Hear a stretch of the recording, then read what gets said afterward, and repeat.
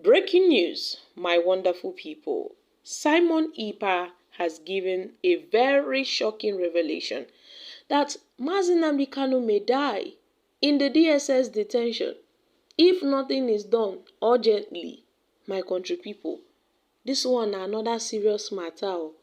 Simon Ekpa, as we all know, now is a wanted man by the Ohanese, by IPOB, the Southeast leaders, even the Nigerian government. They are all looking for Simon Ekpa.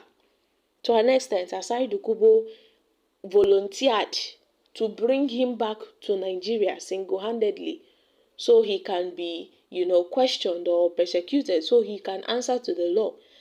But at this point, Nnamdi Kanu had written to Simon Ekpa. He wrote a letter and then told Simon Ekpa to desist from calling any sit-at-home orders.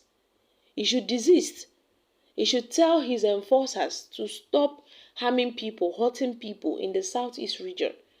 But Simon Ekpa chose not to believe this letter. He didn't believe the letter. He demanded that Nnamdi Kanu should publicly come out and make a broadcast telling him to stop the sit-at-home orders in the Southeast region, because Simon Ekpa felt that the DSS, they are trying to, force Nnamdi Kanu to do what he doesn't want to do. So, who knows, according to Simon Ekpa, they might have forced Nnamdi Kanu to write that letter. To an extent, the IPOB, they have started going around making announcements concerning the end of the sit-at-home. That's the cancellation of the sit-at-home exercise in the Southeast region. They've started making announcements, calling their people in the Southeast region to desist from any order coming from Simon Ekpa about any sit-at-home, that they can all continue with their businesses. But then, my country people, they said that Simon Ekpa is a criminal element that is not really working for the true actualization of Biafra. Nor is he working for the release of Nnamdi Kanu, who is unlawfully detained in the DSS custody. But then, they've made it known that Nnamdi Kanu and Simon Ekpa, they are not working hand in hand. Even Nnamdi Kanu has rebuked Simon Ekpa as his disciple, claiming he's not his disciple.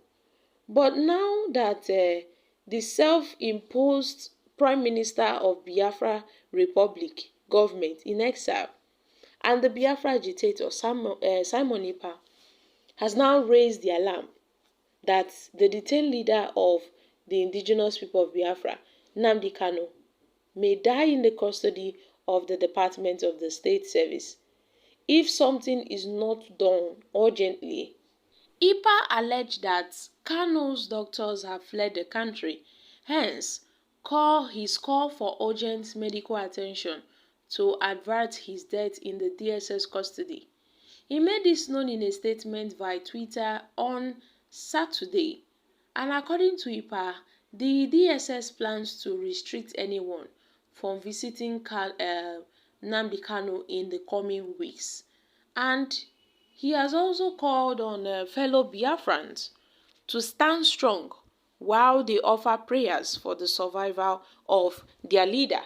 However, he stressed that they would not forgive Kanu's siblings if the DSS denies anyone from visiting him in the coming weeks. The statement reads, Nnamdi Kanu's doctors fled from Nigeria as the health deteriorates.